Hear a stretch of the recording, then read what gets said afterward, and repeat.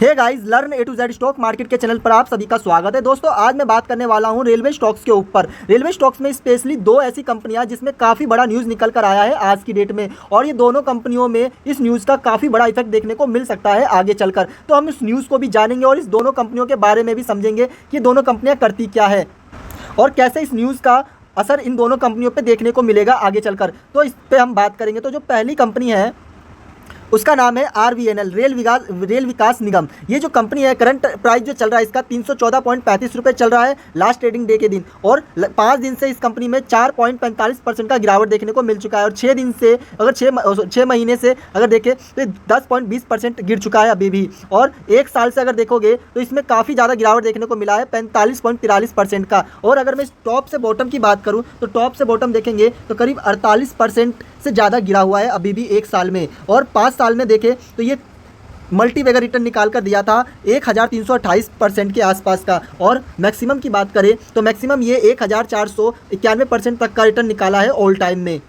वहीं पर अगर मैं इसके बिजनेस की बात करूं तो ये जो कंपनी है ये रेलवे के अंदर इंफ्रास्ट्रक्चर के अंदर काम करता है। रेलवे में इंफ्रास्ट्रक्चर डेवलप करने में काम करता है, जिसमें ये चाहे नया लाइन बिछाना हो, पटरियां बिछानी हो, नई पटरियां, डबल लाइन, सिंगल लाइन या 4 लाइन पटरियां जो होती है वो सारे ये काम करता है। और रेलवे में जो इलेक्ट्रॉनिक पोल्स होते हैं, वायर्स होती है, वो पूरा का पूरा ये काम करता है इसके अंदर भी। तो रेलवे के अंदर ये इंफ्रास्ट्रक्चर पे पूरा काम करता है। रेलवे में जो भी इंफ्रास्ट्रक्चर की जरूरत पड़ती है रेलवे के अंदर, वो सारा काम करके देता है RVNL।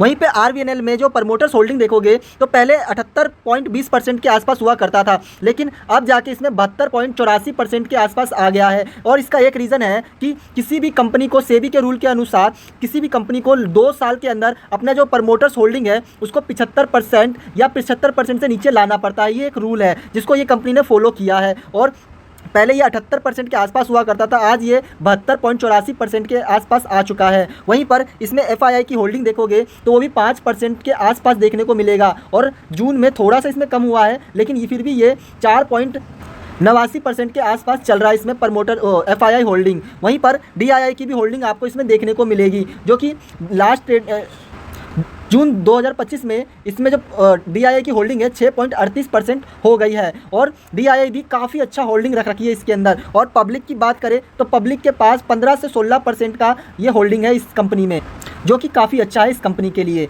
तो देखा जाए तो इस कंपनी में प्रमोटर्स भी अच्छे खासे हैं, FII भी और DII भी और पब्लिक भी।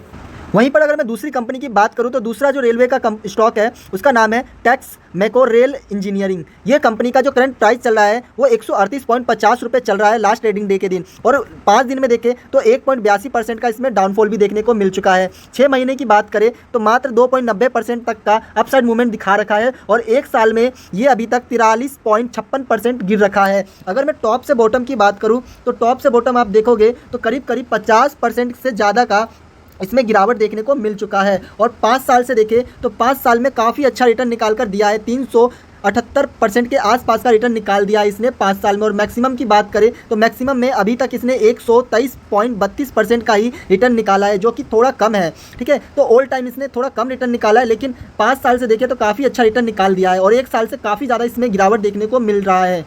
वहीं पर मैं इस कंपनी के बिजनेस की बात करूं तो ये जो कंपनी है ये रेलवे के पार्ट्स बनाती है। रेलवे के पार्ट्स मीन्स ये रेलवे के जो बॉडी पार्ट्स हो गए या जो मेन पार्ट्स हो गए वो बनाती है, चाहे वो इसके कंटेनर हो गए या फिर इसके जो कोच के डब्बे हो गए। वहीं पे इसके टायर के ऊपर जो ये रिम लगे होते हैं ना, इस टाइप का, ये भी ये कंपनी मैन्युफैक्चरिंग करती है। तो ये पूरा इस रेलवे के पार्ट्स बनाती है और इम्पोर्टेंट पार्ट्स बनाती है ये कंपनी रेलवे के। ये जो आपको इस रेलवे में डब्बा दिख रहा है ना, पूरा का पूरा डब्बा, ये पूरा डब्बा ये बनाती है, मैन्युफैक्चरिंग करती है। वहीं पर ये जो आपको ये रिम दिख रहा है ना, ये जो आपको ये लगा हुआ ये जो लगा हुआ पार्ट्स है, ये भी यही कंपनी मैन्युफैक्चरिंग करती है।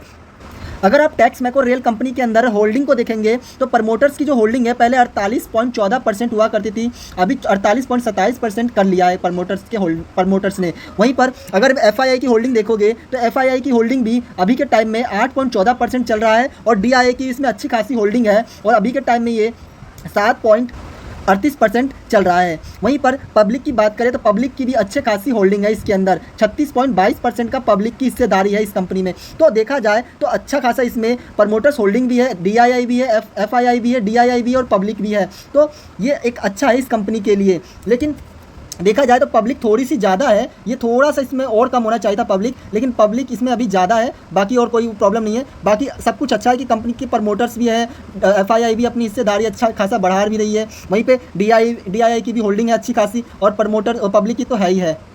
अब मैं बात करता हूँ उस न्यूज़ की जो इन दोनों ही कंपनी के अंदर आया है, चाहे वो आरवीएनएल हो या टैक्समेको है। तो वो ये जो न्यूज़ है वो आज की डेट में मतलब 27 अगस्त को आया है और 4:49 पर आया, मतलब शाम को आया है आज की डेट में। और ये जो आया है न्यूज़ वो टैक्समेको रेल इंजीनियरिंग और आरवीएनएल रेल विकास निगम, ये दोनों कंपनी ने एक जॉइंट वेंचर किया है, जिसके अंदर ये दोनों कंपनी मिलकर रेल मैन्युफैक्चरिंग और इंफ्रास्ट्रक्चर के ऊपर काम करेंगे।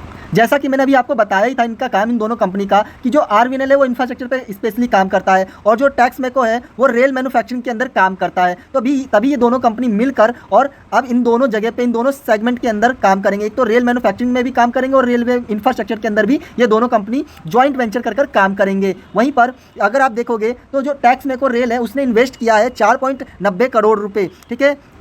वहीं पे टैक्समेको रेल का जो होल्डिंग होगा वो 49% स्टेक होगा इस जॉइंट वेंचर के अंदर, और वहीं पर आरवीएनएल का 51% स्टेक होगा इस जॉइंट वेंचर में। तो आरवीएनएल का थोड़ा सा ज़्यादा जॉइंट वेंचर है, मतलब इस जॉइंट वेंचर में जो मेन लीडर होगा उसमें आरवीएनएल का ज़्यादा हक होगा और आरवीएनएल ही से ज़्यादा कंट्रोल करेगी। तो ये वो न्यूज़ आया है जो कि इस न्यूज़ के बेस पर पता चलता है कि कल मतलब आगे चलकर अभी इसमें टैक्समेको और जो रेल विकास निगम है ये दोनों मिलकर रेलवे के अंदर कुछ बड़ा काम करने जा रहे हैं, और ये आगे चलकर इस रेलवे सेक्टर के अंदर काफ़ी बड़ा इसमें असर देखने को मिलेगा इस, और ख़ास तौर पर इन दोनों कंपनियों के अंदर, चाहे वो रेल टैक्समेको है या आरवीएनएल, इन दोनों में ही आगे चलकर काफ़ी बड़ा इफेक्ट देखने को मिलेगा इनके शेयर के प्राइस में भी। तो आप इनके ऊपर फोकस कर चलिए इन दोनों कंपनी में।